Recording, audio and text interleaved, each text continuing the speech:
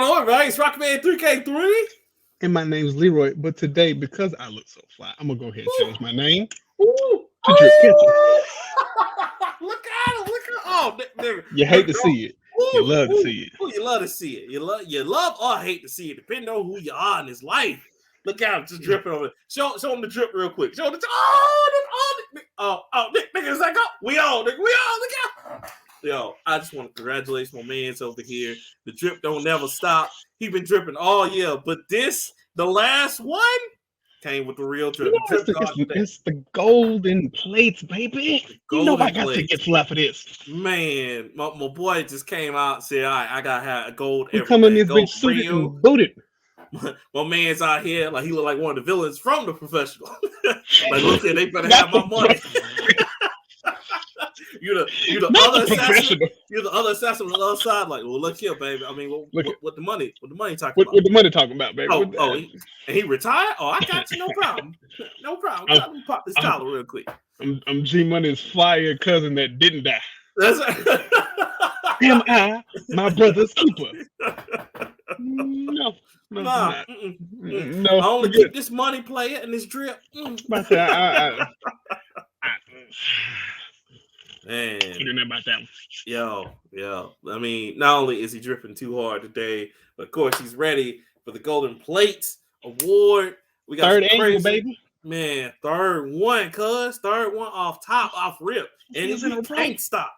Can't stop it. We're gonna keep it going.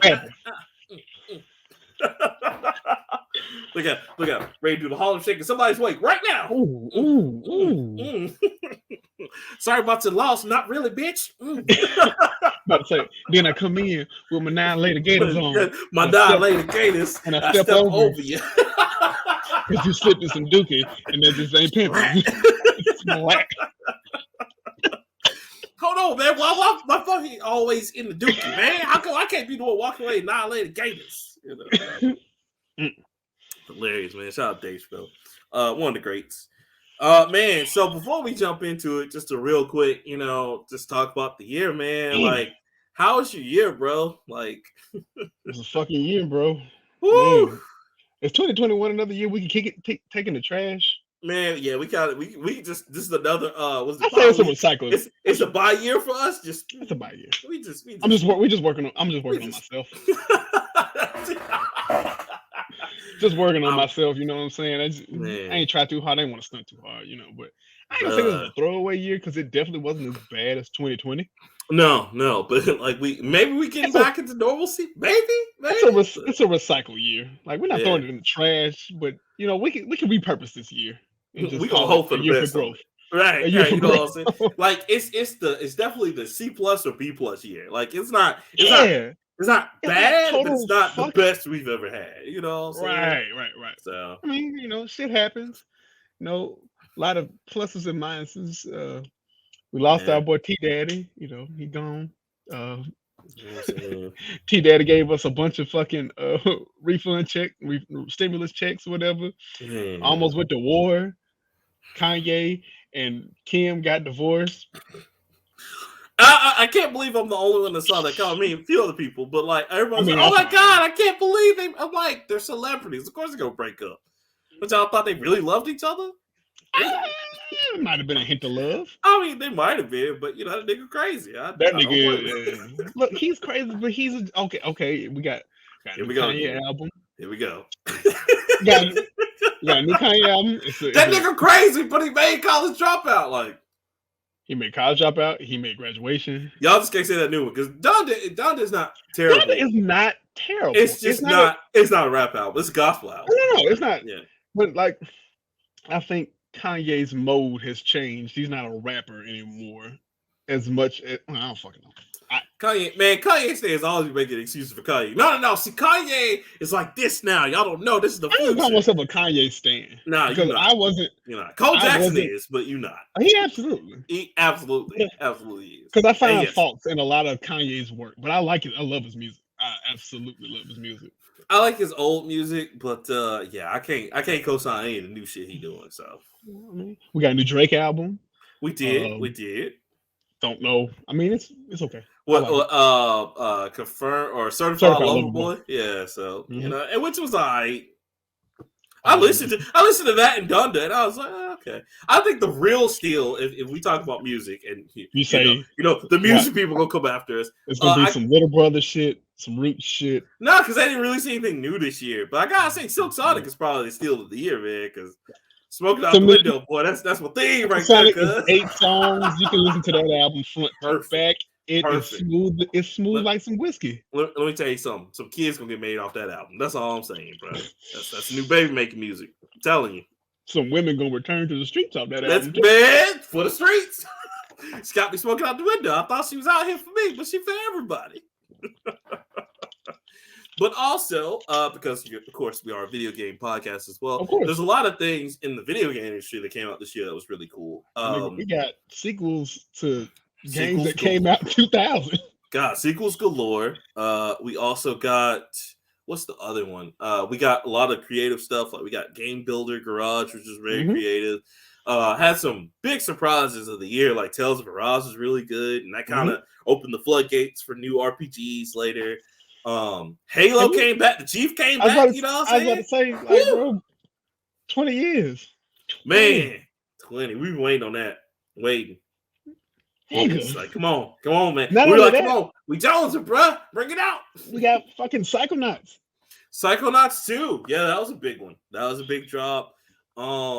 Shit. No More Heroes 3. That was a big one. That Miles Morales. The Miles Morales that came out. You know what I'm saying? Oh, hold on. We got the train. But yeah, man. But shit. So it's on top of shit came out this year. A lot of great items. You know, we saw the fall of Activision Blizzard. Oh god, we still seeing that. That's slow motion, baby. Like, woo! The crashing and burning of Activision Blizzard. Woo! Y'all pray for them because I'm telling you now, man. It's like you said, like. This is the time for Microsoft to swoop on in. Microsoft just waiting with the hand, like, I'm gonna get it. I'm gonna get it. I'm gonna get it. Like the Green Goblin. Oh, I got you, nigga. Oh, I got this ball in my hand. Drop that smooth 1 million. Get your company. Let's go. He just waiting like the Undertaker with the choke slam. As soon as they turn around, it's like that man when the Undertaker just show up behind the dude. It's like right. Like me going into 20. Like that's the perfect meme. Activision Blizzard's like, I'm gonna do it. Got Call of Duty Vanguard coming out, then lawsuits. Bruh. Killing them. You know, they're not the only one. Bungie going through it right now. Bungie's suffering. Man, did you see Riot Games just paid out $100 million for they like gender and sexuality shit? That's crazy. Hey man. So we gotta do better in the game industry. We found out about that. But you know, on the other side, the positive side, we had a lot of good creative new indie stuff. You know, It Takes Two came out, was really great. Ultra Age, which was dope. You know what I'm saying? Scarlet Nexus, which was really good. You know, Namco. So we saw a lot of up and down in the gaming industry, but I think this is definitely the year that a lot of companies redeem themselves. And just, you know, a lot of companies who just continue to show that they were like a force to be reckoned with, and they're out here. You know what I'm saying? Nintendo, of course, they always show out. But really, Microsoft is the big winner of this one because the Game Pass continuously just getting better and better, you know. So I say with kudos to them. With a lot of their first-party shit, Forza, Halo, and Psychonauts all being available day one on Game Pass. On Game Pass, you know. It makes Game Pass. It's hard to fucking beat that. Man. Yeah, and I gotta say, as a person that was very, you know, against it. Yeah, against it, or just not. What am I trying to say? Skeptical, very skeptical of it in the beginning. In the beginning, they didn't have a lot of great things, but as time progressed, they got so much better. And with that first party thing, and just a lot of promises coming true, and the xCloud, you know what I'm saying, blowing up, and the acquisition of EA with EA Play. Yeah, well, not acquisition of EA, but the acquisition of EA Play. Yeah, you're right. That's what I'm saying. Right, not EA Play, but you can play all their sports games day one. You know what I'm saying? If you're a sports guy like that. Yeah. But yeah. So and then that was another thing too. I want to get into that real quick before we start. Yo, RIP John Madden. Did you see that, bro? Yeah, I was gonna put that. Definitely gonna do a little intro to him. But man, yeah, damn.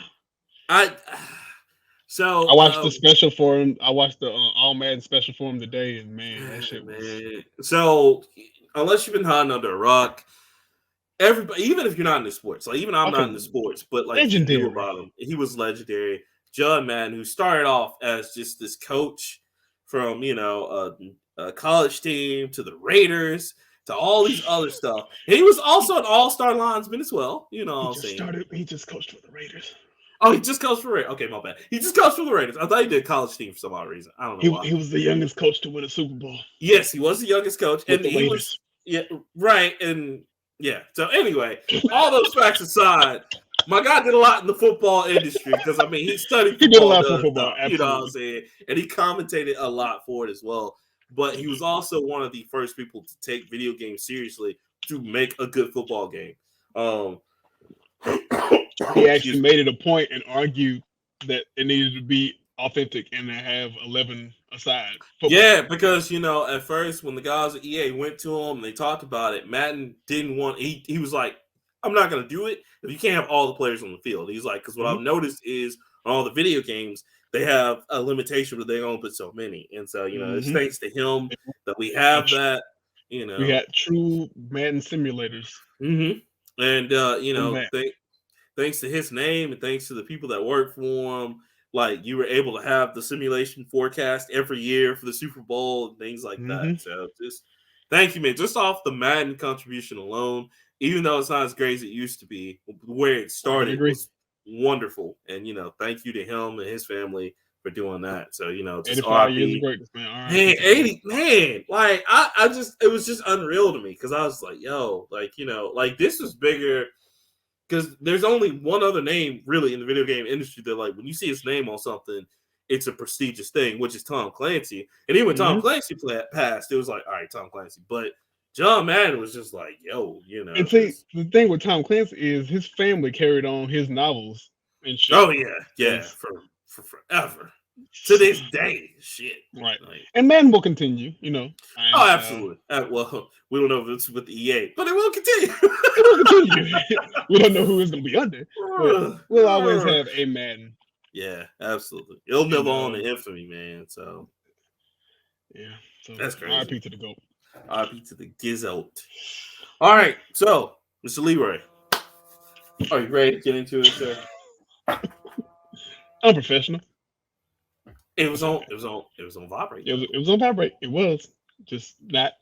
Maybe I need to put it on all the way silent. Okay. All right. No, it's okay. It's all right. It's all good. It's organic, baby. We working with it. We rolling. We are right. But all right. We are officially here at the Golden Plate Awards. You got any speculations?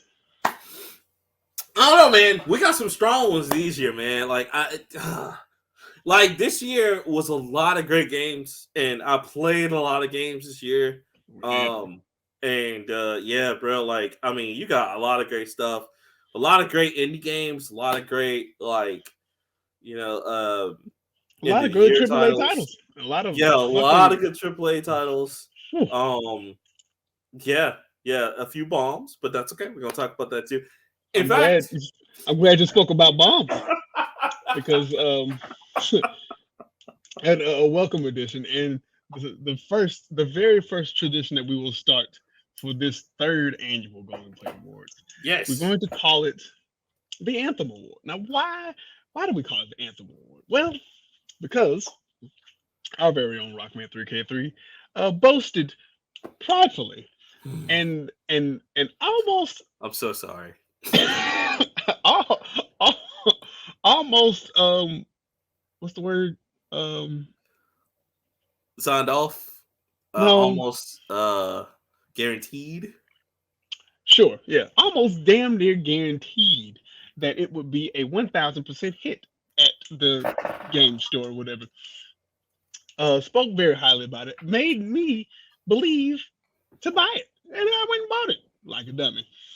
This game is the Anthem Award. Now, why do we call it the Anthem Award? Because Anthem was a dumpster fire of the game. When it came out, all the videos that you saw at E3 and all the hype videos couldn't do none of that shit.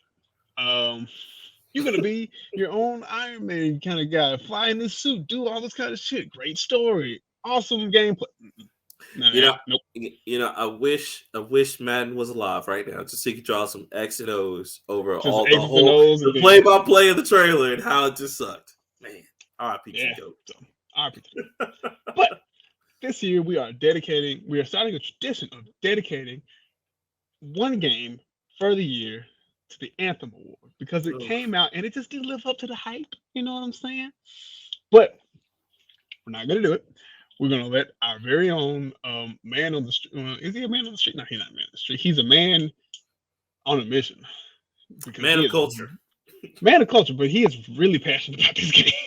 He is, and I was very delighted to see him do this. And when I saw it, when he came with the idea, I was like, "We gotta do it. That's awesome." So here he is, guys. Get ready. Here is Shogun with Anthem of the Year award. Shogun, take it away.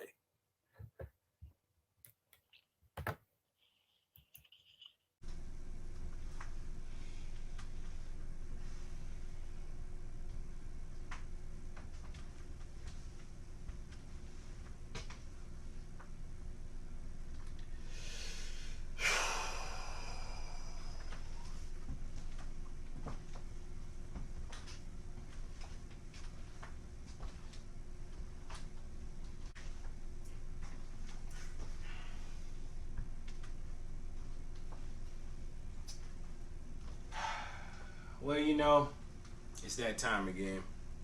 It's time for the annual Golden Plate Award. And it wouldn't be a Golden Plate Award or an episode of Nerd Plate if Shogun wasn't here to say something to the people out there.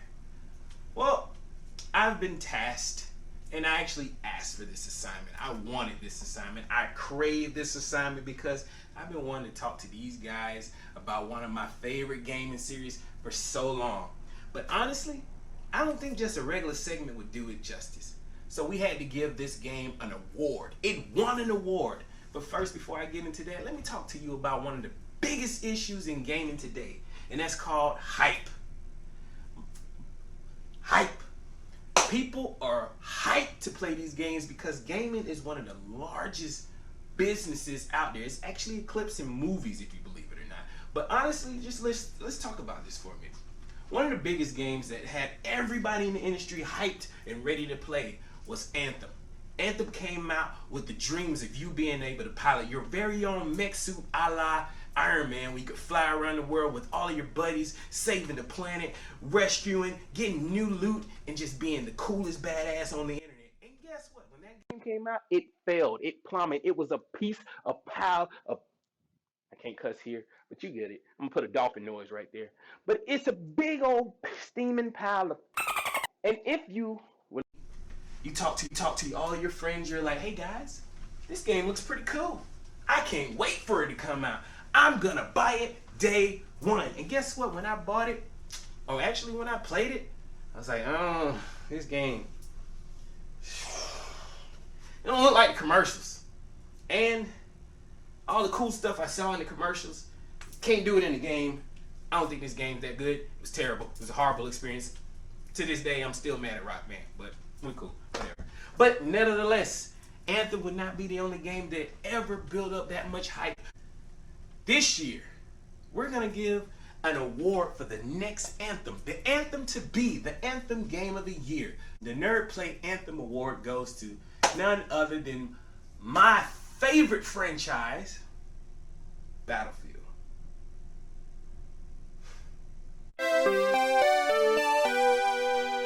Oh, Battlefield. I gotta flip the hat around on this one. It's time to get into gamer mode. Battlefield is my favorite franchise, and oh my god, did they do everything in their power to destroy it this year. Let's come up with the concept. Let's come up with the concept of an all-out warfare. You get to play your role on the battlefield. You get to pick your soldier, you get to pick your class, you get to pick your ideal moment, your ideal type of war fight that you want, your ideal type of warfare that you want to play on the battlefield. Say if you want to be the medic, going out there saving all your friends and your comrades, getting them up off the ground, getting them back into the fight, you can do that because you're a medic. You pick that class. That's who you want to be. If you want to be the soldier, the hero, the one that everybody writes home letters about, the one that they make movies on, you could do that because you're the assault class. But if you want to be Rambo out there, mowing them down with all the M16s and every type of long machine gun or whatever it's called, I don't play that class, you could do that because you are the support troop. They got ammo packs, you are the guy. If you want to sit back there with all the camping good from Dick's Home Sporting Goods, you could do that because you're a camper and you're a sniper and I guess people need you. I hate you. Get in the fight.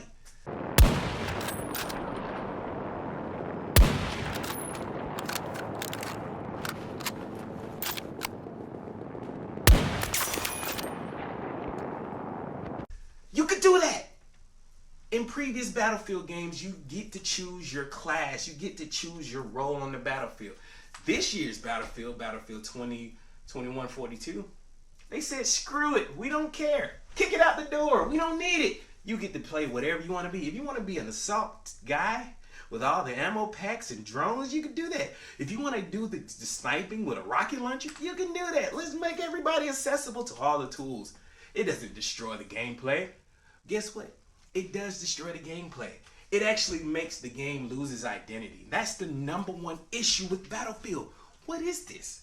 Who asked for this? Nobody wanted this. We just wanted the old games in a new package with better graphics and more weapons. It's so simple. But yet they decided not to do none of that. They said, we know exactly what you want. You want a battle royale. Yep, that's right. You want a battle royale. You want to play with 4 guys against everybody else in a battle royale. You don't want to customize your own character. Screw that. We know exactly the type of people you want to play with. You want that lady and Boris. You know why? Because Boris got a turret. And he's the only person with a turret. Everybody else got sniper rifles. We don't care. He got a turret. Or you can be the wingsuit lady. Ooh. I mean, it's cool. It looks great. The commercial sodas. I was so excited about it. I was like, finally, Battlefield 4 is coming back. The sequel to Battlefield 4. My favorite Battlefield game. Guess what they gave me? Nope. They didn't give me Battlefield 4. They gave me PUBG mixed with Call of Duty with Tarkov. Put it in a blender and get it into my face. They just threw it in my face. Just plow all over my face. So, they said, we got a competitive shooter. Yeah, you like that? Competitive shooter with no scoreboard. Okay. With only 2 game modes. Yeah. You like that, right? That's called Conquest and Breakthrough. And that's all you can play. It sounds like a winner, right? Wait, there's more. We're going to even put a Battle Royale mode in there that nobody played from the jump, but we spent a lot of resources into it because it's not rewarding, but people still want to play it. No, they don't. We want to play Battlefield. But we're going to throw it in the game, and they did that. You like that, right?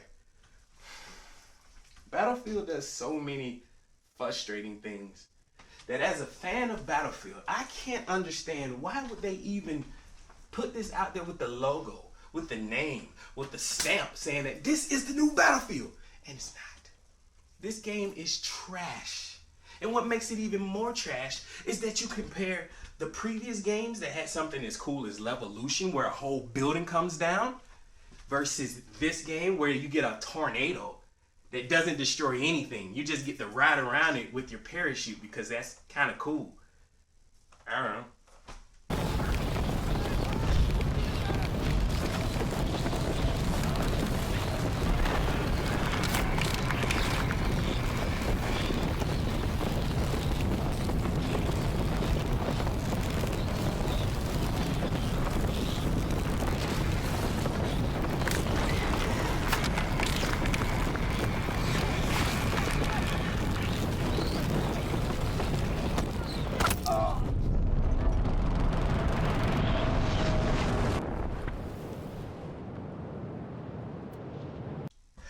Battlefield did so many things previously that were leagues beyond the things that it does this year that it's like, this can't be made by the same people.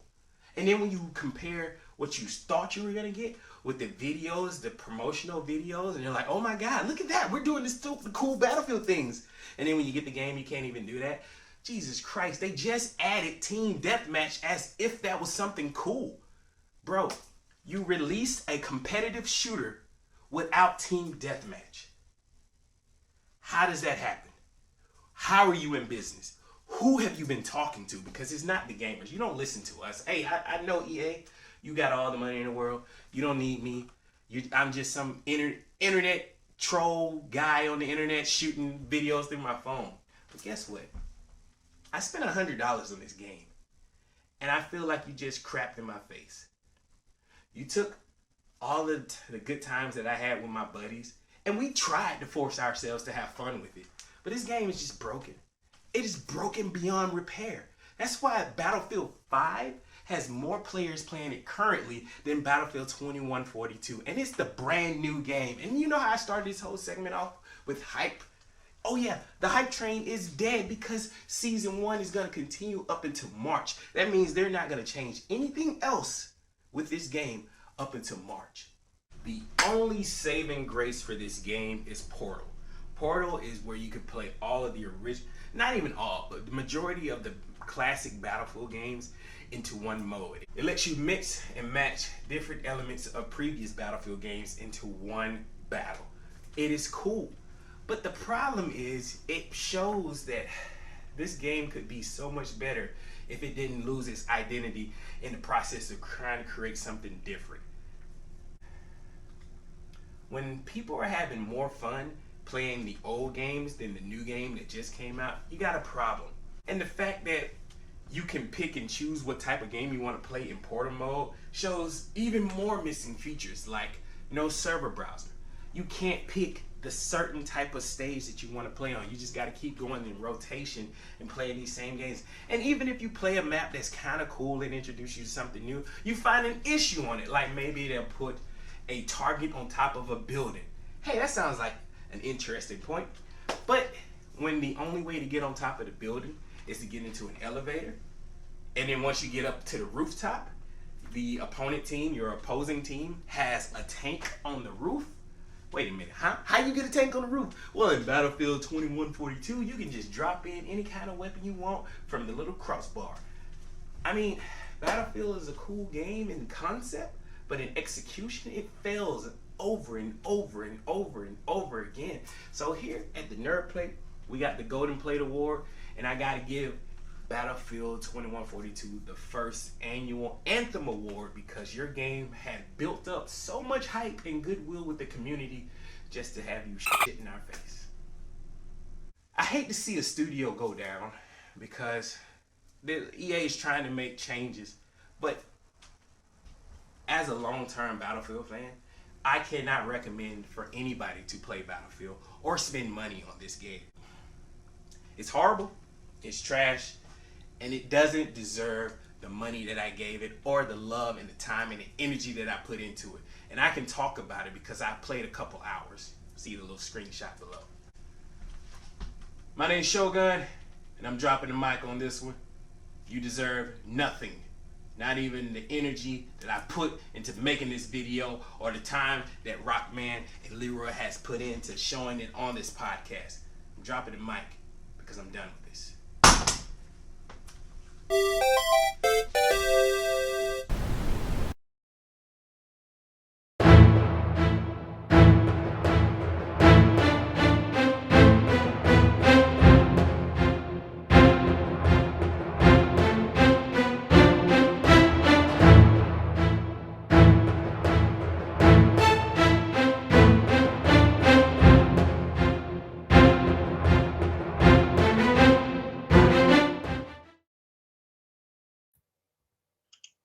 Wow.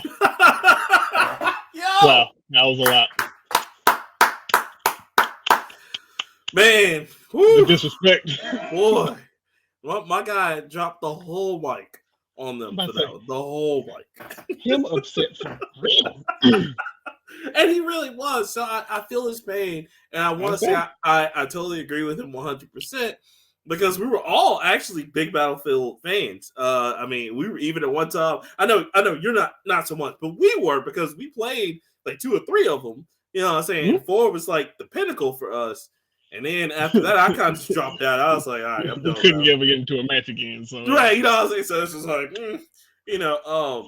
but like, I mean, he'd been waiting for this, and he played the beta, and I feel him because that's how I felt with Anthem. I was like, you know what? Okay, this is the beta, and they're gonna fix it. Okay, like it's gonna be a good game. I know it's gonna be good. Like you guys, man, Iron Man all day. Let's go. And you were both wrong. Oh god, it was just so bad. So I just want to say thank you so much to Shogun for presenting that, for creating our new award and new tradition. You know, a whole damn tradition in our shit. Boy, I love it. You love to see it. You love to see it. You love to see black folk out there doing right. So thank you, Shogun. We'll have you back next year for another great, crazy Anthem of the Year award. Can't wait to see what wins it next year, because that was gonna be a hard one to top, because Battlefield definitely did wrong. Definitely did wrong. I just want to maintain. Yes. I feel like I said that. I feel like I said it wasn't gonna be good, and I feel like I got shit for it. It's so funny. I was on the fence about it, and I was like, I don't know, I gotta see more on it. But he was hype about it. He was hype. I know, but I think I did bring it to the show, but I can't remember. I think I was. I think I told him. I think I said it was gonna be trash. Yeah. You were like, I don't know, it didn't look good. I think I said it didn't look good, and then I think I got some shit for it, and I would just like to say, booyah. I don't want to say I told you so, but I don't want to, beat my own horn, but honk, you know what I'm saying? Must be the drip. Must be the drip. Must be the drip. Shit. Don't start on them too hard, Leroy. Don't do it. Oh, that's funny. You deserve to be with somebody as fly as me. It's that Silk Sonic again.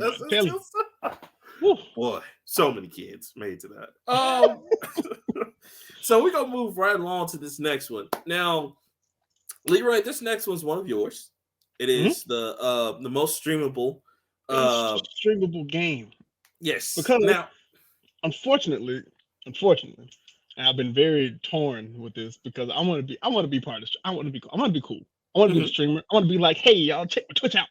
Right. We even tried it. We were twitching hard. Twitching hard like for a little bit. A smooth week. No, we were. You're right. It was a month. We had about 4 months, 4 Thursdays. We was playing Resident Evil. We was like, we gonna do it, and then we just kind of like just fell off. Like fell smooth. I want to be cool though. So I came up with this category because streamers are. I'm not gonna say unfortunately, because it is a welcome addition to the gaming world. It's a great thing to be able to watch someone play a game. Like, let's say you're thinking about playing a game, you want to see how it plays. Watch your favorite streamer that plays whatever game it is, whether it be 2K or Back 4 Blood or whatever. So absolutely. We got a streamer himself to do a lot of these things. We know plenty of streamers, but we got one to do this one. So for the best streamable award, I'm gonna shout out to our homeboy Neo. Not from Matrix, but Neo. From Nerd House Gaming. Check it out. Mm-hmm. Greetings, everyone. Hi, I'm Neo. I'm one half of the dynamic duo that is Nerd House Studios. You can find my co-host Zero and I on Twitch at nerdhouse_games or on your favorite podcast platform under Nerd House Radio. Now that we got the shameless plugs out of the way, I'm here to present the 2021 Golden Plate Awards to present the most streamable game of 2021. And the nominees are Apex Legends, Dead by Daylight, Among Us, Fortnite. And the winner is Dead by Daylight. Nice. I can see it. I can understand it. And you know what? There's no disrespect to this game because it's been waited on so fucking long. Bruh, and on top of that, and then on top of that, bruh, like, I mean, fuck, like, everybody and their mom has done a stream with Dead by Daylight. They've either watched it done a stream where they've done it or played Mhm. it, you know, and streamed it. So, yeah, It's consistent. it is very consistent. I mean, yeah, so the other ones in the categories had strong, like, you know, ties too, because a lot of people are doing Among Us. A lot of people are doing Apex I'm about to Legends. say, Among Us kind of shot up with the younger generation because of like the meme culture and all that kind of stuff. But Dead by Daylight wins by far just because of the activity from the developers. Like, that's how you know a game is gonna be good, because they keep adding shit to it. Bro, like Dead by Daylight started out small, but now everybody's in this fucking game. Resident Evil, Silent Hill, Stranger Things, people we've never heard of before, classic original killers, characters, all that shit. all the killers, Freddy, Scream, all of them. You know what I'm saying? And so we had to do it because, like, after doing research, I was like, well, damn, everybody is streaming this game. Every streamer, even starting expert, whatever.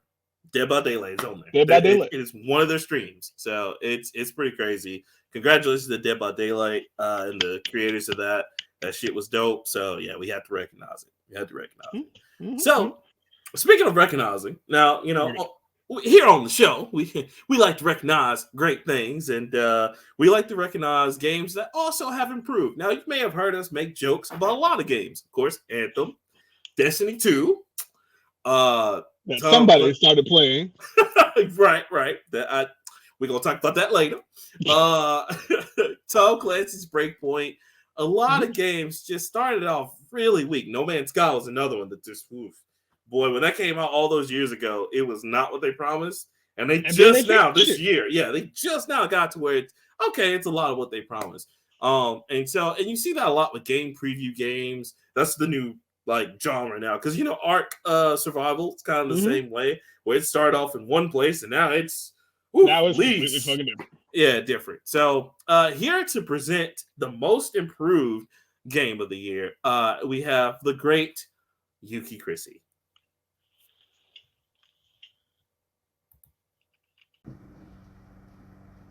Oh, hey again, it's Yuki Chrissy back with the 2021 Golden Plate Awards. Again, you can follow me on social media anywhere at Yuki Chrissy. Time for the nominees for Most Improved Game.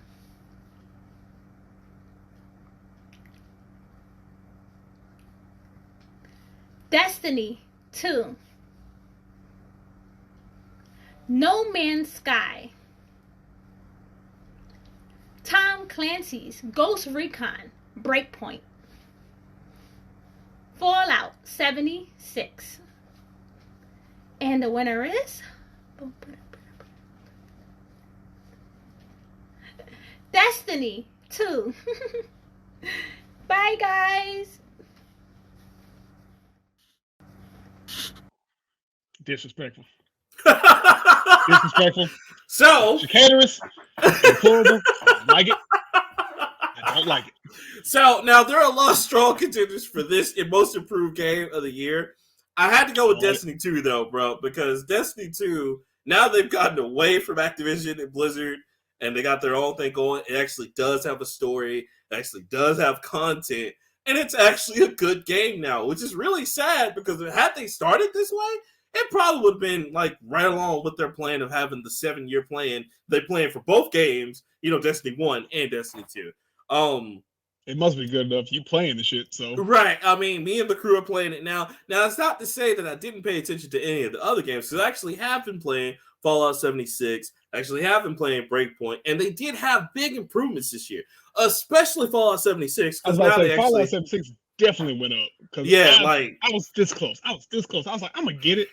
Just because of the DLC that they added later, I think it was earlier this year. Right. The Brotherhood. Like, And it's not bad. It's just, it sucks because had they added this at the beginning, Leroy, it would have been one of the best games ever, because the Brotherhood expansion is really good. And they actually went back and added NPCs. They added more story. So it's not just taking quests and moving from area to area like it was in the beginning. But yeah, I definitely had to give it to Destiny 2 because that was like the biggest improvement, because it went from like you beat the game and then that's it. You're just waiting on raids to happen to like, there's all this wealth of story and, you know, going from there. So that's why I chose it as the most improved. And, you know, Look, Bungie need a win this year. They do. Ooh, they do. Don't give them win. Come on, man. Make it stop. It's for you. Please make it stop. Please. What you got for me? So, I'm glad we're gonna move along that. I'm glad you brought up that because with Most Improved, there usually is a game that has preceded it some kind of way, and like Destiny 1 was decent. Destiny 2 was supposed to carry that and go on over into the sun and ride off into the sunset. It didn't. Right. No, we know it didn't. But there are plenty of games that do. So this award title is the best long-awaited sequel. Now, to qualify, the last game you have in your, I guess, collection or whatever has had to come out more than 3 years ago. Okay. So with this one, I had to shout out to my best friend. His name, well, I'm not gonna call his name, but his tag is Sweet Tea Poppy. So Sweet Tea. Don't ask me why, but so here's my boy Sweet Tea Poppy with the best long-awaited sequel. Hey everyone, it's your boy Sweet Tea Poppy. I'm here to Golden Place 21 to introduce our winner for the most anticipated sequel of 21. And our nominees are Halo Infinite, Psychonauts 2, Hitman 3, Forza Horizon 5, and also Ratchet & Clank. You just say, get you some anticipation, and the winner is Halo Infinite. We all knew it. We already knew it was for missing Master Chief, and we always wanted to see him come back again. And I think this is exactly what we needed in 21 during this pandemic. But it's your boy Sweet Tea Poppy signing off. I'm out, y'all. Deuce.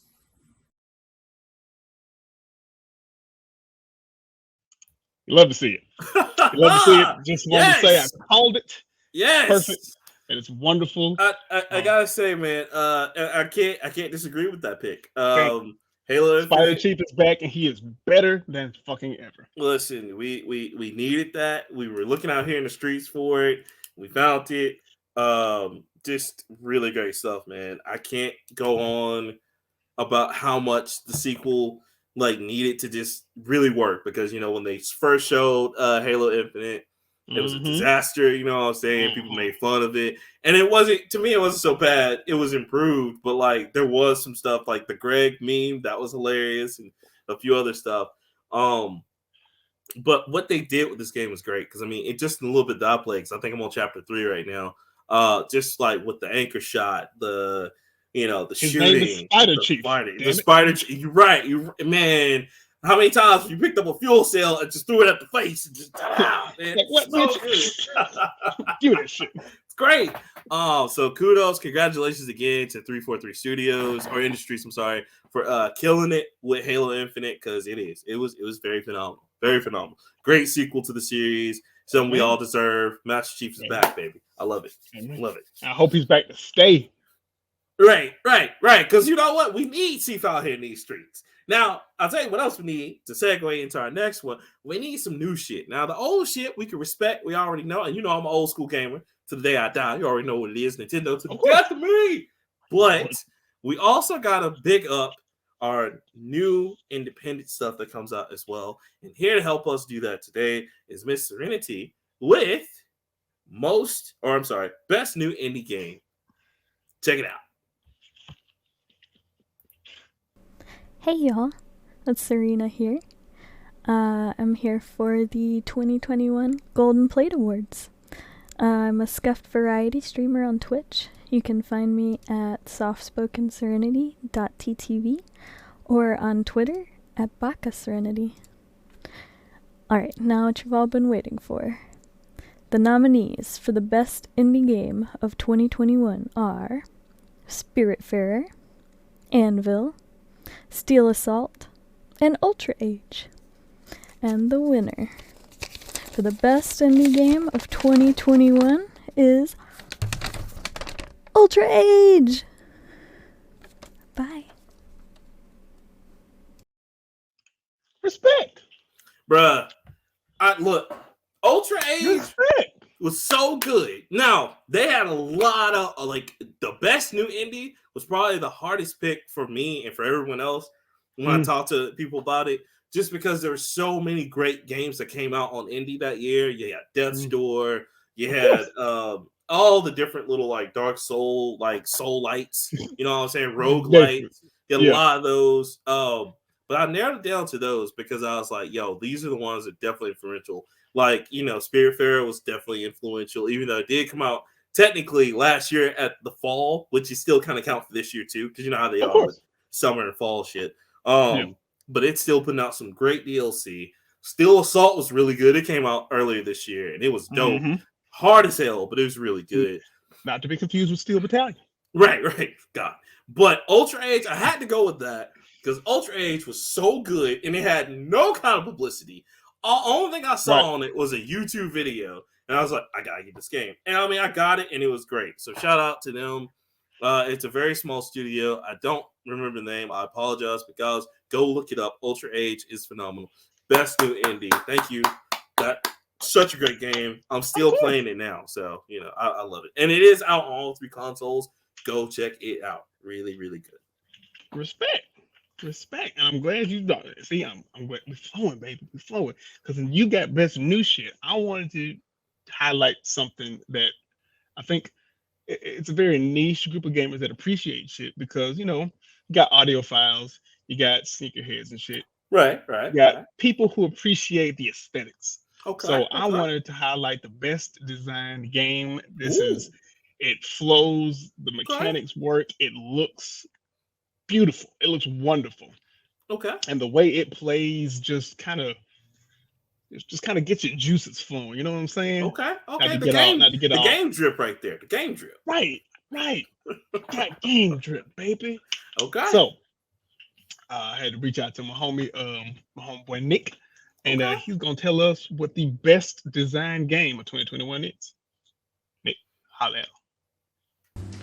What's up? Welcome back to the Nerd Plate for this year's 2021 Golden Plate Awards. My name's Nick. I sing for the band Distinguisher based out of Las Vegas, and I'm bringing you the best design game of 2021. Lots of great games that came out this year, great content to consume, something for everybody, but as you know, there can only be one winner of this, and we're going to get down to the bottom of that today.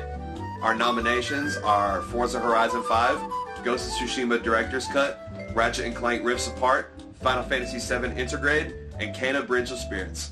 And the winner is... Cool. Thank you for tuning in to the Nerd Plate for this year's 2021 Golden Plate Awards. My boy came in with the heat. Man, Ghost of Tsushima? Oh, bruh. Look. Yeah.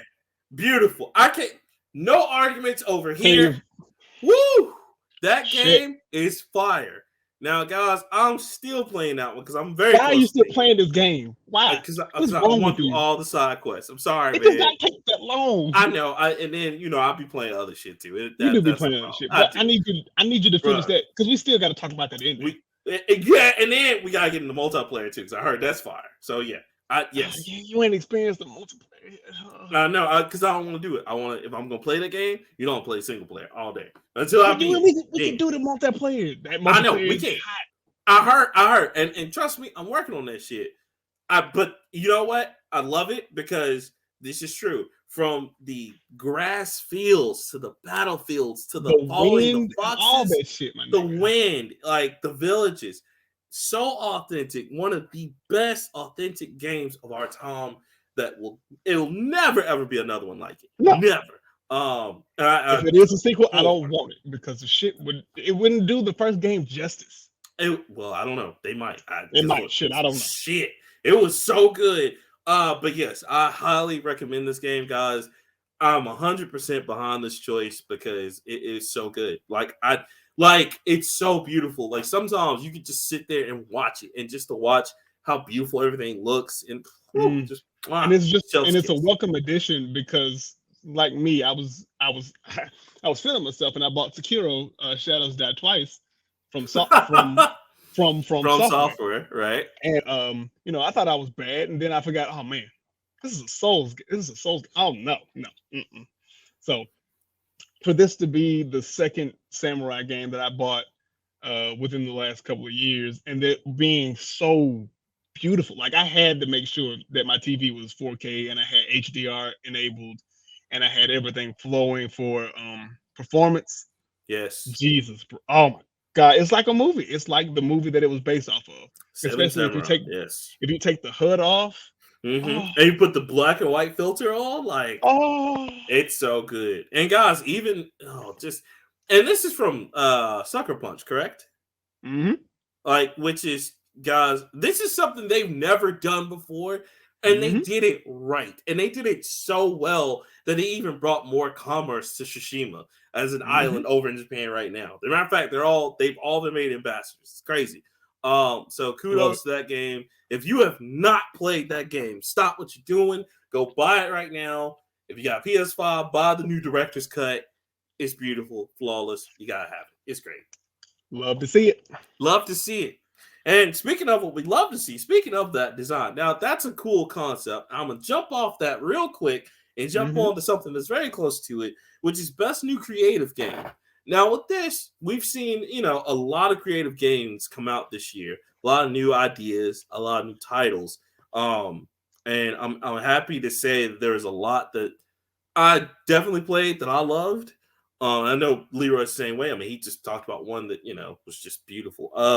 So we're going to jump into that real quick. And to help us with that, I got my mans from the MirrorTag Twitch, Mr. MirrorTag himself, coming in to give us the best new creative game category. Check it out.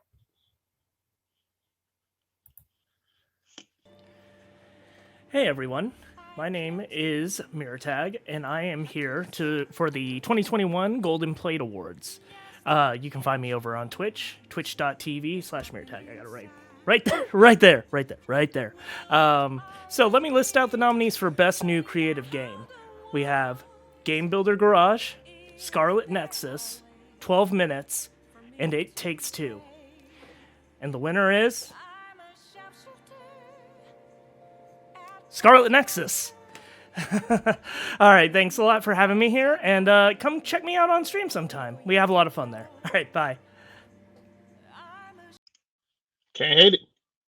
Man. Don't know nothing about it, but I can't hate it. Oh, dude, Scarlet Nexus is that's beautiful. Just a game I saw it because you told me to look at it. I didn't buy it. It just didn't look like something I would get. But different shows for different folks. Listen, some might think it's something like Pope. Right. I highly recommend you play it, bro. It's actually on Game Pass now. I know it's on Game Pass.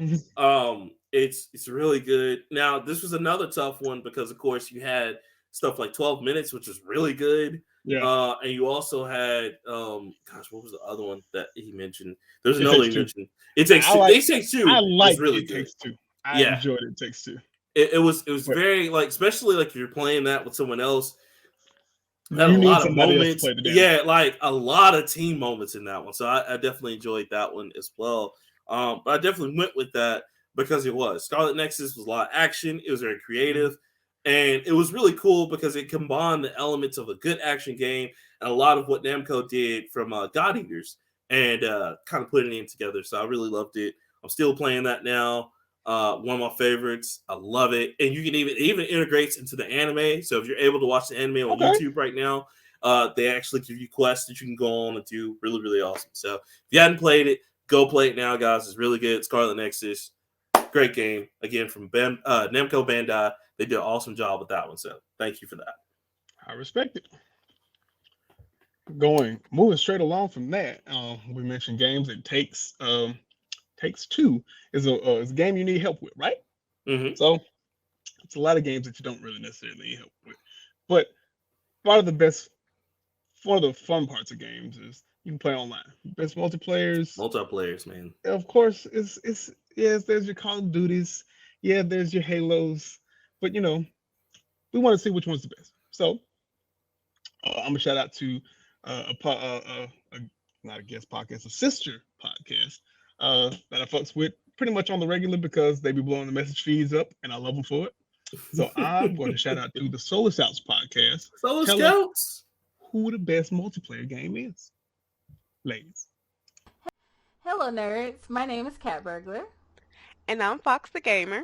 And we are the Solar Scouts. You can listen to our podcast on YouTube or wherever you get your podcasts. And find us on Twitter and Instagram at Solar Scouts Pod. We're here for the 2021 Golden Plate Awards. The nominees for multiplayer games of 2021: Halo Infinite, Back 4 Blood, It Takes Two, Goose Goose Duck. Valheim. And the winner is... It Takes Two. Thank you so much, NerdPlate, for having us. See y'all later. Bye. What I tell you? That, yeah, no, I can't. The only one that I can't. You know what? No, because It Takes Two is just so great. It's fucking great if you got somebody to play with it. Yeah, and I haven't had a good multiplayer experience like that, or even like a couch co-op experience like that since like Brothers, or even the other one that EA did where the two brothers were escaping from prison. I forgot what it's called. No Way Out. Prison Break. No Way Out. Oh, yeah, you might as well say Prison Break. But yeah, No Way Out. That was the show on CW, but it was the same fucking thing. It was also on Fox. It started off on Fox, and then went to CW, and then I guess it went to CW because it got real convenient at the end. But yeah, no, It Takes Two was amazing. Yes. If you haven't played that game, go play it. It's really cool. It's about a couple that's going through, or a married couple that's going through a divorce, right? And their child somehow.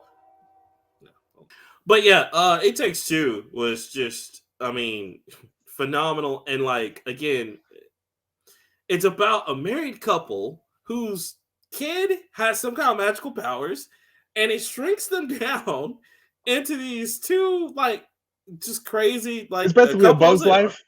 Yeah, but like with Honey I Shrunk the Kids flavor to it, That's and what also I'm thinking about. kind of a Harry Potter feel to it as well because of the magic and things.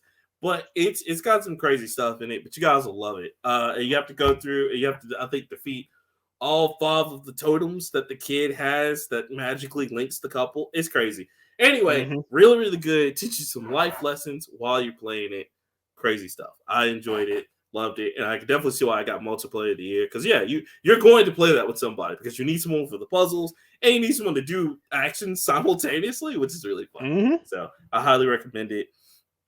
Great pick. I love it for best multiplayer game. And speaking of that, because It Takes Two had a lot of great action to it, puzzle action, things like that. But what we want to get into now, Leroy, is we want to get into the best action game of the year. This was also really tough. Really, really tough, bro, because we had a lot of great action games this year. A lot. But here to help us with that is, once again, the great, the beautiful, the awesome Yuki Chrissy with Best Action Game of the Year. Check it out. Oh, hey! It's Yuki Chrissy here, and I'm here for the 2021 Golden Plate Awards. You can find me anywhere on social media at Yuki Chrissy. Now, Action Game of the Year. The nominees are Metroid Dread, Guardians of the Galaxy, No More Heroes 3, and Scarlet Nexus. And the winner is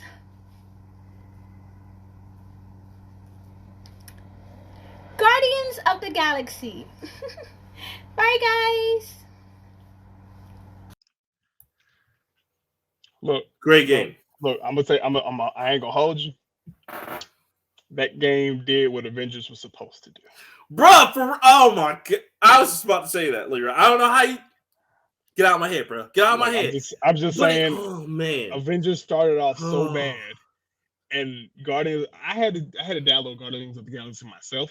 Because one of my older gamer dudes that doesn't really even play the game told me to download that over Halo, and I was like, first of all, I'm not gonna do that. Not gonna disrespect Halo like that. I'm not gonna even disrespect 343 Industries like that. But I will check it out. And when I checked it out, I was expecting everything that the Avengers was. I was expecting, sure, we'll have the characters on there. Of course, they're not gonna look like their movie counterparts. Blah blah blah blah blah. What I got was very reminiscent of how fun the Fantastic Four games used to be. Had a dope ass story. The the damn gameplay, so much better. So much better. I will say, I like the Fantastic Four games. I'm weird. I know. I can't. It is what it is. But and especially as I haven't gotten as deep in as you have. But oh my god, I love it. And I gotta say, I gotta say, man, the early reviews of it that was saying it was basically Mass Effect and Avengers mixed together was right. Yes. Because the choices you make and how you like, we're not gonna ruin the story for you. You gotta go play it. But oh my god, like they took it. And they definitely were comic book fans because there's so many comic book references. 100%. Like it's just so good. So I don't know why the hell this team didn't work on Avengers, but goddamn, Leroy, this game was so good. I had to give it the best action. Like you said, the action was great. I love the when you stop in the middle of battle and have the team up like kind of thing. And have the team up thing. Oh, that's so dope. I love it. It's great. It's great. Like I think they should keep that in the sequel. I hope they make more of them. It's so good, guys. You have to. I hope they take the reins on Avengers 2 because Avengers 2 took too long to get really good, which it is fine. I like it, but it took too long. And I will say, I would love for them to put, even if it sacrifices the multiplayer of it, which I do love that about Avengers, but I would love the choices to be in Avengers because oh my god. That was so good. Like, because I was really expecting this to be like a 4-player co-op game. Like, hey, they said I'm gonna be grouped this time. Nah, it's like fuck that shit. You do it all of it. And it's just great. Like Star-Lord is just he's great now. It's perfect. And I just like everybody on my bumpers and shit where I can call in. Yeah. I appreciate that. I appreciate it. And I gotta say, it's not no disrespect to anybody else that was in the running because Metroid Dread is really good.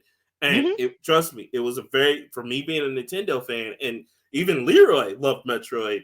That was a very hard decision for us because like that's just how good like fucking Guardians of the Galaxy was. It's like if you hadn't played it, please go play it. I think it's still on sale right now. I think it's a little bit cheaper. It's not as cheaper as it was, like because I got it when it was like 38, but like I think it's 48 right now. That's full price was even good for this. So I think I got it on Xbox. I got it on the Xbox store, so I don't know how much it was. Yeah, it was on sale on there too because at first they were running that big sale for like 38. Big sale. But listen, guys, it's worth every penny. I loved it. Everybody in that is funny. It even won Best Narrative on the Game Show Awards. But the story is really good. And I'm not gonna ruin anything for you, but it's got multiple endings, so you're gonna be playing it again. Trust me on that. Yeah. It's got your boy in there. It's got your boy in there. Yeah. Just saying. I can't wait. So going through that now, I'm going to finish that. But great game. So congratulations to that one. Thank you again to you, Chrissy, for giving that presentation. And I'm glad you said that because playing that game was like having a party, right?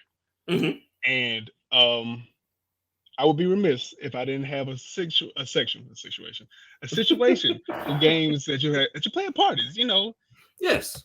Gone are the days. Well, not anymore because we have shit like the Switch, which you can play 8 players up together. But games that you play at parties, we haven't had a good party game in a long time. This is true. So I added an extra category. Okay. So I'm gonna shout out to my homegirl Joy to hit us with best party game. Let's do it. Hey, it's me, Joy Infinity, and I'm here to present the nominees for Best Party Game for the 2021 Golden Plate Awards. The nominees are Fall Guys Season 6, Mario Party Superstars, WarioWare Get It Together, It Takes Two, Super Monkey Ball Mania, and the winner is Mario Party Superstars. Congratulations, stay safe, and let's continue to play in 2022. Bye! Bruh, it wouldn't be an award show if Nintendo didn't win something. Man, you brought the cane back up in this, man. End of all relationships. Look, I ain't gonna cap. Nintendo makes my ass itch 90% of the time. But I will say Mario Party Superstars is fun as fuck. Oh, bro. I mean, it brought everything back. It brought the everything we loved back. Great. The only thing that bothers the shit out of me is that it could have just been a DLC. I did not want to pay $65, but I did because of the nostalgia that it brought me. Not gonna hold you. Not disappointed. You're absolutely right about that because it could have been. But I will say it did bring down the house because it actually was number one on their Nintendo site for a while on like bestsellers. As it deserves to be. It's a phenomenal game. And guys, when we say they brought it back, they brought back all the old classics from N64. You can now play 4 players, either co-op or online, which was really great. That was a big deal. It was just great. It fixed a lot of the problems that the original one had on the Switch, where you can only play, I think, 4 player in the house, and you couldn't do 4 player online. But they did fix you that. can play online. Yeah, it's weird because like what I wanted to do when the original one came out was like me and my wife want to play, but I also got homeboys that want to play, and we all wanted to play together, and it just wasn't a thing. So honestly, I can fuck about all that. I just brought back a lot of mini games that I used to love to play, like from 64, like you said, and GameCube days. Because shit. And I like how they did it because they basically did what they did with Mario Kart. Was it 7? Which not 7, but the one on the Wii. I think it was 8. I think Mario that Kart. No, was 7. 7 or Mario 6. Kart. No, it was Mario Kart 7 because Mario Kart 8 came out on the Wii U, and they didn't port that. They didn't make another one. They just ported that one over. You're right. It's what they did on that one where they took a lot on Mario Kart. It's coming, bro. It's coming. They might put it out at the end of the Switch, or it's gonna be the first game on the new system. You know how they roll, man. Mario Kart is very weird. Very weird. It has to be. It just got weird. There's been a Mario Kart for everything. That's true, but I mean, because look at what they did on 3DS, where they didn't make an original 3DS Mario Kart. They just ported over 7, and they said, "Hey, here you go." You know, that's true. Right. I will say this: it's one of the best Mario parties, if not the best. And I mean, even that one. And I mean, that's tough to say because before then it was what, like 3 or 4 from like GameCube or like N64. It was like 10. Oh yeah. Well, 10 was really dope. 10, 5, 3, and 1. Yeah, because they had like, especially on that first one. First one had like a lot of good like mini games, bro. So party game. I'm sorry. Go ahead. Oh, I was gonna say, I'm surprised didn't make it with Smash Bros. But I get it. Smash Bros. Is well that, and then on top of that, like it's more of a fighter. Fucking DLC characters and shit. Yeah. So it is a party game, but I mean, it's not new. It's 2 years old. That's true. That's true. We just keep playing it, but it is. Yeah. I'm gonna say we do keep playing. That, you know what? That needs to be that's gonna be an award for next year. I'm gonna write that down. Games we still fucking playing. Grand Theft Auto 5, Skyrim, Smash Brothers. Fast Bros. So it's just gonna be God of War. That's a little. No, Ghost of Tsushima. That's gonna be the one for real. I don't know. You think we'll still be playing Ghost of Tsushima in 2028? We might, man. Well, you're right. It would probably be for Sony, because Sony, they don't have a lot of because Sony is great for like those masterpieces that you play one time and then that's it. Yeah, you're right about that. I don't know if I can really point to one. 2013, baby. Yes, Skyrim 2011, baby. Woo. We still playing this shit. It's 2021. There's a new Skyrim coming out. I'm not. Nigga, why? Skyrim's getting ported over again. We added fishing to it. Oh, yeah. Pretty soon they're going to add new classes. Think about it. You can be a ninja now. Like, damn, I ain't even mad. I'll go ahead and set the download so I can play when I get home. Or Grand Theft Auto will be like, man, you waiting on Grand Theft Auto 6? Too bad, because we just added a whole another story. The contract, nigga. You find Detox. This damn. Oh Lord, my hat, my drip. They got me again. God, I want to hear Detox. Let's go. This time it's gonna be Franklin and Trevor and Michael, but it's gonna be the kids. They all grown. It's gonna be another story, and we're gonna kill. We're gonna be like, fuck. Listen, look, they can do it because it's been 8 years since the last or since it was released. Jesus, and Michael's kid was already like 15 to 16, so yeah. 16 seconds. Terrible. Oh, Shout out to the contract. Play the contract. It is dope. DJ Pooh is in this shit too. I didn't know that. I saw that, and I was just like, "Well, damn, just get everybody from Friday. Let's do it. Fuck it, you know." Let's just make Friday in the game. I'm with it. Make Friday back in Grand Theft. I'm with it. Let's do it. Because you can do it in director mode. Yes. We can do it. We can do it. We can do it. We can make a lot of money. No, we'll probably get sued, but we can make a lot of hits. We can go viral for We like can go a second, viral and then we'll get sued. Yes. And then we'll probably have to stop. That's okay though. That's okay. It'll be worth it just for the views. It'll be worth it. Right. So just for Ice Cube to send us a letter to cease and desist. I'm gonna frame this shit. I ain't gonna never lose this shit. I ain't gonna never lose. Well, Leroy, so we're down to my last one, right? Mm-hmm. And speaking of storylines and greatness and all, of course, you can't mention. First off, you can't mention Nerd Plate without mentioning Rockman or Leroy, and you can't mention Rockman3K3 without mentioning RPGs, because you know that's what I'm all about, nigga. That's all I fucks with. It's RPGs out here in these streets. And that's the Drip Daddy. It's over there, just like, I gotta say, I couldn't let the year go without doing an RPG of the year. Now, this is another category that it was a tough decision because, we got at first we started off real dry. We were down bad. But then it was no RPGs we found at the beginning of the year. But then as the middle came up, rised up, we got all this great shit. So here to present the nominees for Best RPG of the Year is my boy Cocoa Puff D from Pretentious Nerds with the presentation. Cocoa Puff, take it away.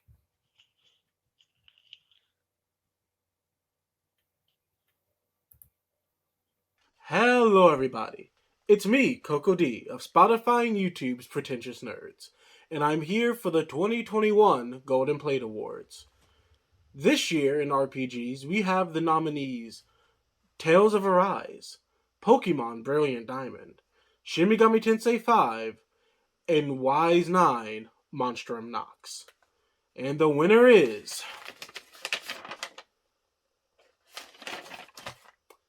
Tales of Arise.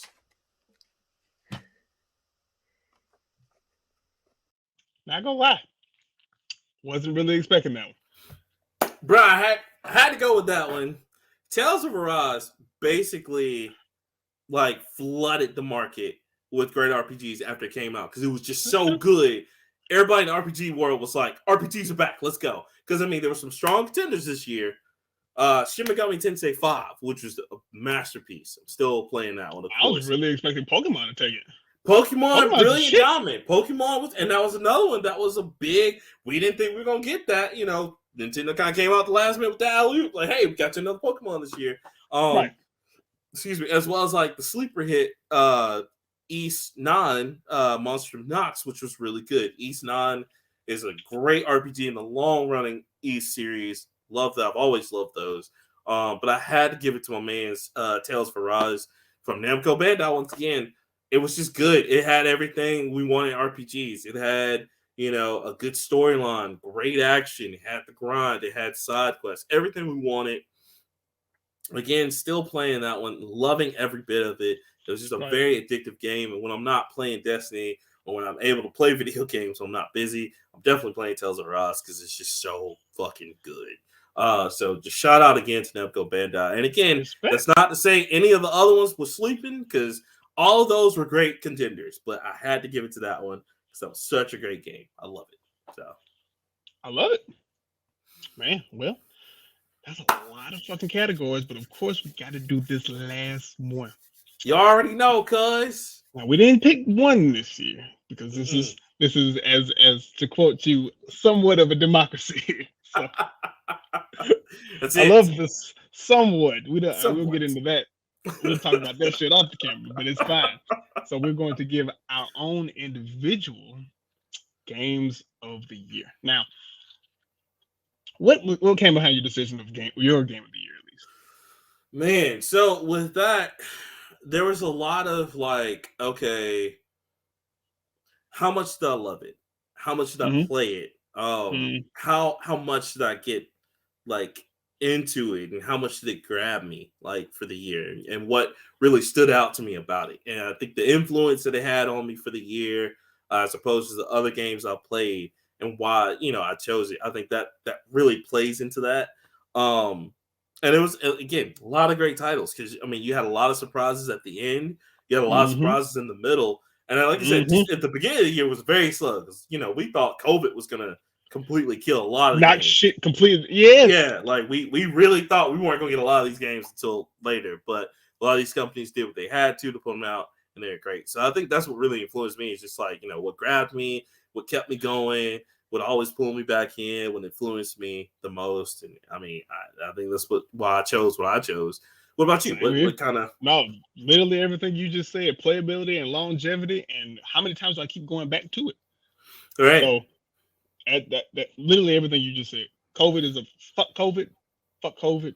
I've been saying fuck COVID since COVID came out. Fuck COVID. One. But it didn't stop. It didn't stop a lot of the grind for most of these game studios, and I'm glad that they put out the shit they were. So you want me to go first? Or you want you to go? Yes, go first, sir. Sir Drip, go first. So I am going to go. I will say it's a sequel, but it's not really a sequel. It's a spiritual successor for me. Games came out a long time ago. It's something that I loved. It's one of the first games that I bonded with my best friend over because he's a hoe, and he used to let me die a lot. But my game of the year for this year, shout out to my boy Pooh Shiesty because it's Back for Blood. Wow. Okay. I probably fucked you up. You thought it was gonna be Assassin's Creed, didn't you? No. Because I know you were not happy with this year's. I wasn't. You were not. But I had to go with Back for Blood. I had to go just because the shit was refreshing to have Left 4 Dead again. And Left 4 Dead was a fantastic series. I wish Valve would continue with it. And this was everything Left 4 Dead. It literally is literally a carbon Valve copy. doesn't count the 3, and now that you mentioned it, they're gonna push it back again. You know how they do. But another 3-4 years.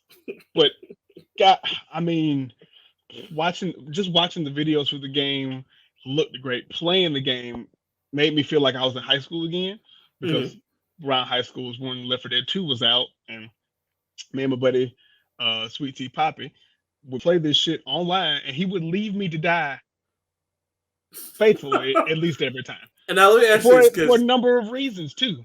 Now on the new on this Back for Blood, does he do the same thing on this one too? Absolutely.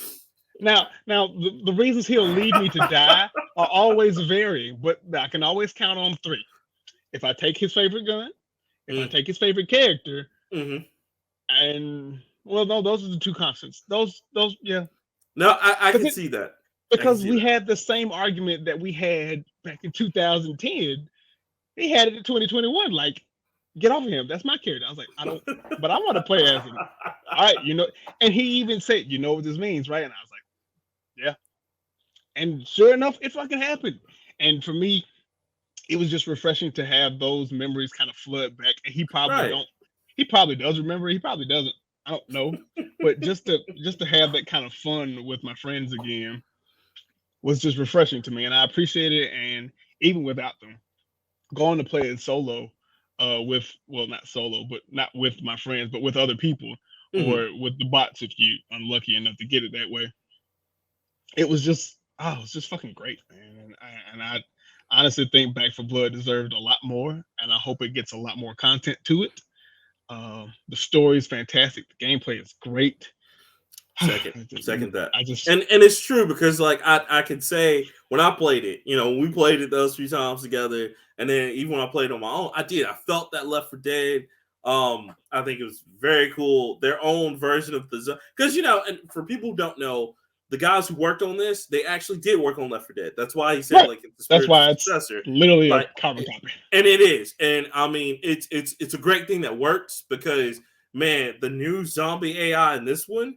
Woo, so much harder. So much fucking harder. Man, like, because you really don't know where it's coming from. Like, in the last ones, you can go, okay, they're either going to come from this spot, this spot, this spot, this spot. But this AI just fucks you up. Like, If it's just too quiet, they're like, nah, fuck you. And they start fucking you up, man. And now you can't, like, you literally can't step on anything. You can't fuck with the crows on this one. You can't step on the cans. You can't break no glass or nothing. Nothing. Because they come running. And it's really cool. So if you want a new age great zombie survivor, you definitely got to play it. Please get back to Boyle. So good, man. So man, that's a good one.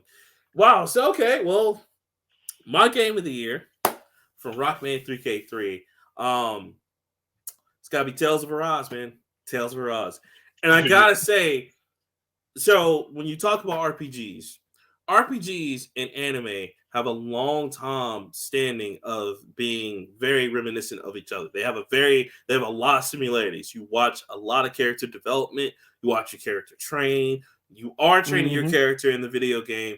And that's what Tales of Arise felt like. It felt like a really good RPG that I was a part of.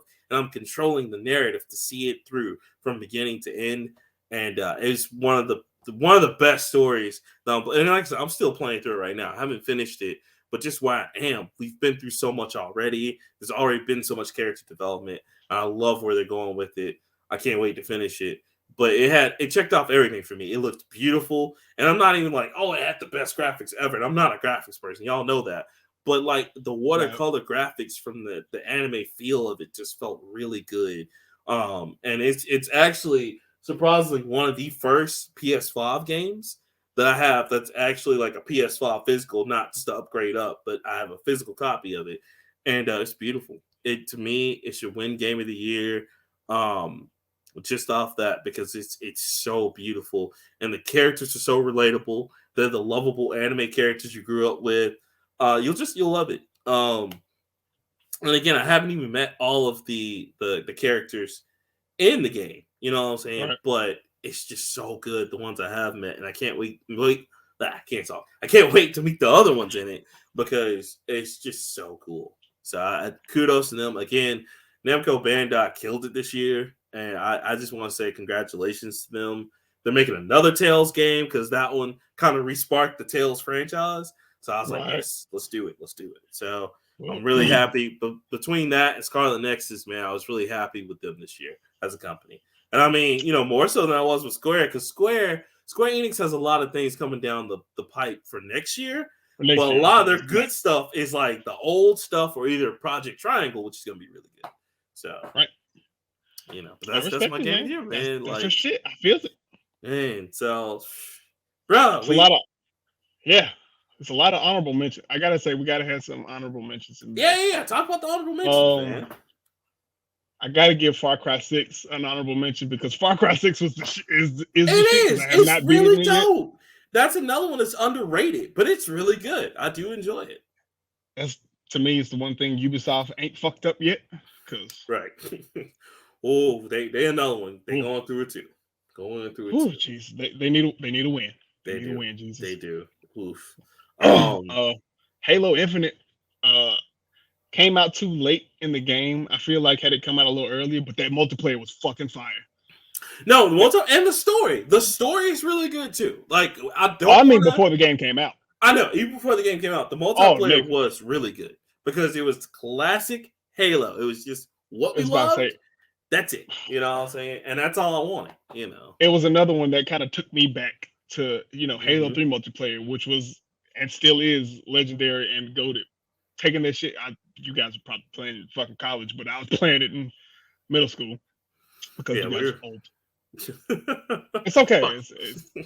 We all get old, all right? We all get old. Oh, you, all right? That's my game, boy. Go ahead.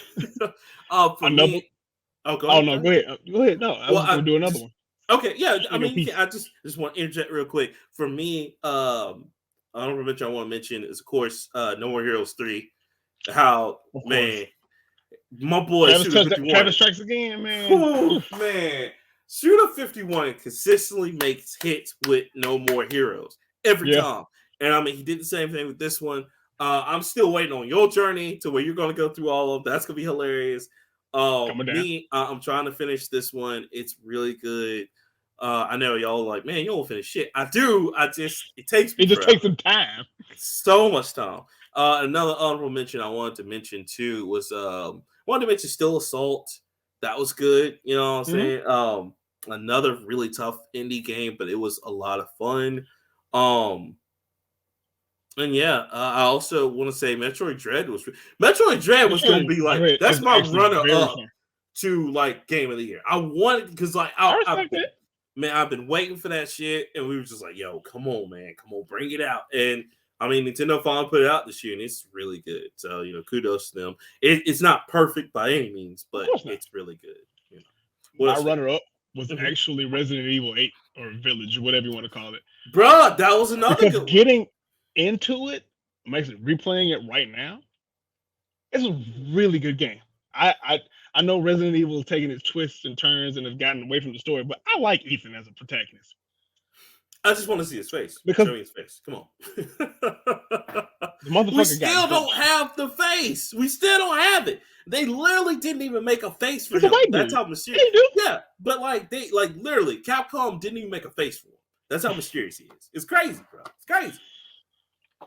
That and I discovered a game. I don't know if you all know, but Demon Slayer's Train Saga is out and like readily available. You can watch shit now. But I discovered the Demon Slayer game, the Hinokami Chronicles. It's basically a Naruto clone, but with Demon Slayer. Fantastic multiplayer. No, it is. When I tell you, it's literally the same thing, but you just breathing techniques and swords and shit. Fantastic. Love that shit. It is. It is. It was definitely a hidden gem this year. Another one that I'm just like, man, like I wish more people knew about it. It was really good. Kind of tough, but I'd say definitely most awaited like sequel to me was definitely MechWarrior 5. I don't know if you got a chance to play that, but not even what you talking about. Man, MechWarrior 5 was crazy. So before Armored Core, there was MechWarrior. And MechWarrior. I remember Armored Core. Yeah.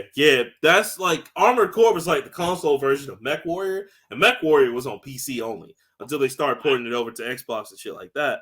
But yeah, bro, it was really good. If you're a MechWarrior fan, you gotta play 5. If you're not a MechWarrior fan, it's gonna take it's got a steep learning curve, but like it was really good as well. I enjoyed some of that. That was dope. And also too, like Shin Megami Tensei 5 was really good. Woo, really good. You've always talked about that series with a lot of positivity. Bro. So yeah, I mean it's really cool. I wish I kind of like it not being mainstream right now, but it won't be in a minute. Yeah, exactly. It's about to be because like that also put Outlets back on the map, and they're about to release a new all their old shit. Yeah, well, but they're also about to release a new game that's called Vanguard. That's gonna be crazy. So, yeah, bro, like it's amazing. I cannot wait. Can't wait. I'm here for it. So, anything else? No, that's it, man. Before we go, I just want to go ahead and say, thank you to everybody that showed up. Of course, before we thank everybody, I just want to say thank you to my co-host and great friend over there, Mr. Leroy Ketchum.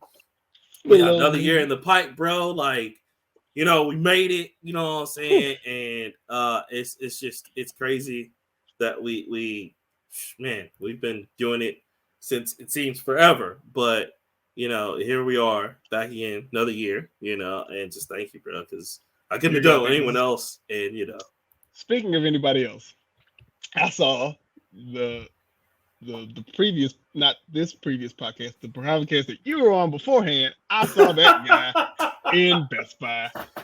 Wow, really? He didn't recognize me because of my hair and shit, but I saw him and he had his mask on, but I knew that was him. And I looked at him and we made eye contact and he kept it pushing. I was like, wow. So you've come a long way, and I appreciate you for taking me on. Of course, bro. Of course. It's just it's crazy, man, because we like where we started to where we are now. You know what I'm saying? It's a big achievement, it's a big evolution. And so, here we are, all the friends we've made. And again, just thank you to everybody. I want to take this time to thank everybody who helped on my presenter side and Leroy's presenter side. I want to thank Yuki Chrissy. I want to thank MirrorTag. I want to thank Serenity. I want to thank Coco D. I want to thank my boy Nia. And of course, the great Shogun as well. Thank you to the Solar Scouts. Thank you to just everybody. Leroy, thank want to you continue. to Joy. Thank you to Sweet Tea. All of it. All Love it. Told y'all Just it was going to thank be you. dope.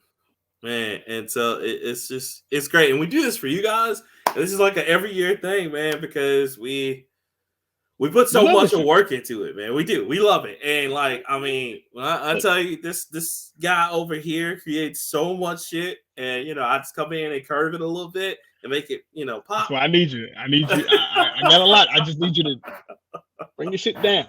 And I gotta say, man, this was his idea from like a long time ago. He said, "Yo, I got it." And he came to me. He's like, he clacked the little plates, golden plates. And I was like, six or 7 years ago, we was in GameStop doing the same shit. We was doing this, except it was like we was closing.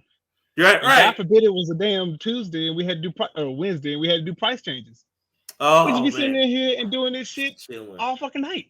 That's it, man. So, we brought that from there to here, and we couldn't have done it without each other, man. Because we just be making magic over here, and we just gonna keep it going. We're gonna have more guests on, more people. You know what I'm saying? More content, different shit every year. We're gonna get better, bigger and better. Big and better, baby. We trying to do this till we get on Stars or somebody with a good contract, baby. Look, Lifetime, come pick me up too, big. Come on, holla. Holla at me. Look. We talking at least $1 million. You know what I'm saying? At least. I do $500,000 shit. I do that too. We can split that too, man. Ain't no problem. Yeah. More money than I had, baby. More money than I had. $50,000, $100,000 change all my problems. Off top. Rip. Well, I'm trying to be gold drip like him, and he gonna upgrade to platinum over there. It's just like, that was last year, baby. This is that was last year, baby. Next year, all gold. All gold. Can't do that. My mama would wake up in her sleep and beat my ass. I'm gonna go beat his ass. Just for no reason. Just like, I'm gonna go beat him. And I'm not from Florida. I can't do that shit. Yeah, you can't do that, man. Can't do Sorry, that. Well, if you're from Florida, not only would you have to have the whole gold crusted out, but you have to also have tattoos everywhere. I probably have to have neck tattoos. That's it, man. So, but yeah, just shout out to Leroy, man, for all he's done. Thank you so much. Also want to thank me because I'm great. Nah, man, I appreciate you literally for keeping my ass in check. And y'all don't see it, but we do argue a lot. But it's good arguing because I understand that I am a problem. I have ADHD. I don't think normally, but that's why I got you, and I appreciate you for keeping my. That's how we got some of the great ideas, though, man. So hey, I know, I like it, man. I like it. But you know all the struggle we had to go through to get those ideas is me spouting out shit, and you having all right, calm down, and just let's do this now and go this way. Did you mean to do it like this? It's like yes, that. Because that's what I love about you, because you can put it into words. I can make sounds and I have ideas, but you can put what I mean to say into words, and I can understand this shit. Literally, guys, I really wish y'all could be in some of the boardroom meetings we have because it literally is sometimes sound and then.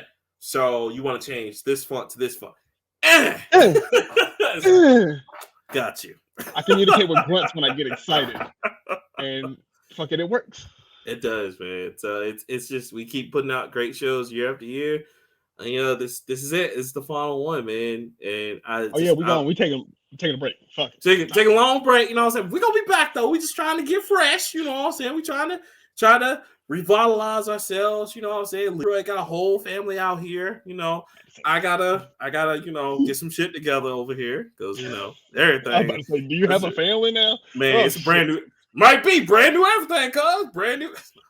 New year, new me. No, I don't never say that. It's just like New Year. Let's see how it goes. All right, you know what I'm saying. Look, it's like Cleveland's board game for Family Guy. You just do a little bit better. Do a little better each time. Jeez, just try not to get fucked as hard as you did last year. That's all. That's it, baby. Just step by step. So, but yeah, I just want to thank everyone as well. I want to thank all our listeners and viewers. Thank you guys so much. Thank you to our Patron, or not Patron, our Patreon. Patron? We got some Patron, nigga. See me after the show. Oh no, but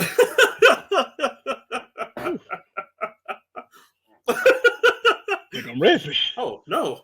But no, our Patreon people, I want to thank you guys. Thank you for supporting us a whole year. We really appreciate y'all. You do a lot for us. Thank you so much. And again, just thanks to the fans and listeners, man. And because we couldn't do this without you guys. And we're hoping we're gonna get more. You know what I'm saying? I want to thank again everybody that came on help. Because a lot of people, I was trying to get everybody, and some people were sick, some people were working, some people are super busy and super well known, like Mrs. Yuki Christie and the Nerd House and all of them. You know what I'm saying? Like, thank you so much for taking time out of your time to help us with this. We hope to have you on next year, as well as just some more people and more like categories, maybe. You know what I'm saying? But yeah, that's it, man. It's just it was just great. This is probably the best one. You know what I'm saying? Because I'd say out of the 3 that we've done, this is number 1. I love it. This is number 1, man, because it was just great. Everything just worked. We of course we bring our flavor to it because that's what we do over here. You know what I'm saying? And it was just great. So again, I couldn't ask for a better show, couldn't ask for a better co-host. Thank you, man. And just everybody, man, y'all have a good happy new year. That's for me. You know what I'm saying? Happy fucking new year. You know what I'm saying? That's for both of us. Leroy, you got any parting words for the people before we close out? All I can say for right now, make sure you check out Facebook within these next coming weeks. Gonna be some dope shit jumping on Facebook. We will be back on Martin Luther King Day because we need a break. I'm tired. Like I said, got a whole baby out here. Whole baby. And got to fight COVID like a bitch. Fuck COVID. Fuck COVID. Thanks to everybody. Check out our Facebook. Keep up with the YouTube. We're gonna be doing a lot more collaborations next year, so look out. You might be one of them. If nothing else. Wait, before we go, I do want to say real quick. I want to shout out my family real quick. I want to just say thank you, Mama. I love you. Thank you for listening to the show when you can. You know what I'm saying? Thank you, Mama. My mama don't listen to this show. I want to say thank you to her for that. I want to shout out my people real quick. Shout out to Rodimus Prime. You know what I'm saying? For always just being there as my bro. Shout out to my uncle. Shout out to my sister that doesn't even watch the show, but whatever. And I just want to shout out to all my friends that just be like behind me 100% on this shit. Like, thank y'all. I really do appreciate it. Because, y'all actually listen to it. And, some people be like, oh, yeah, I'm going to listen to it. And then they never listen to it. So I just want to shout out all my friends who actually do listen to this. Really appreciate it. Well, shout out my boy Jess. You know what I'm saying? Miss you, bro. And, just want to say thank you to everybody. Yeah, anybody I miss, y'all know it's love. You know what it is. Shout out to my people that actually listen to this shit. It's a lot of you motherfuckers that claim you listen. Yeah, cause I love the show. You know what I'm saying? Y'all be What's your favorite part then? What's your favorite part? Can't tell you. Can't tell you. It was just a good show. It was just a good show. It was a good show. Yeah. It was a good show. Shout out to all my people that do listen. Shout out to my wife. I do thank you for listening to it and giving me feedback and shit. Thank you to my homie Sweet Tea. Miss Ketchum. Woo! Sweet Tea! Hey, Sweet Tea, you need to come on the show, man. I'm tired of you just appearing out of nowhere and then disappearing, man. I need you on the show. Look, where you at, cuz? Where you at? I wish I could say I want him to stop, but the nigga's literally in a different state every time I talk to him. Hey, listen, man. He living his best life, man. I can salute it. Salute it. Shout out to the Solar Scouts podcast. Shout out to my boy Nick from Distinguisher. Shout out to Joy for always holding me down and keeping our game group assembled and live and tight. We be distant sometimes, but we going through shit, and I appreciate it. Shout out to the Negro Ninjas. It's my Twitter group. They're funny. They actually they actually have very strange conversations. God damn it, it'd be funny. So okay, cool. Shout out to my hooping friends that actually listen to it because they bums and they don't actually hoopers. They can't hoop. I can't get them to hoop to save their fucking life, but shout out to them because they do listen to the show. Sometimes I have to play it for them at the hoop sessions, but it's okay. It's fine. It's okay. I love them anyway. Shout out to my mama. She don't listen to the show, but I love them. Shout out to my homeboy Jesus. Not Jesus, but this dude named Jesus I met last week. Really cool dude. Actually can play really good basketball. Fucking I'm not joking. There's a real person named Jesus. Okay. That's okay. I don't want you to think like I'm just making shit up. No. I mean, it's cool, man. Shout out to my boy Jesus. He's from El Salvador. Okay. It's funny. Okay. Really cool guy. Also, shout out to my boy Jesus Big G upstairs. Love him. One love. And that's about it. Man, that's it. So, guys, until next year, I'm Rockman3K3. And my name is Leroy. You have been watching the Nerd Play. And, guys, we are out. Signing off for the season.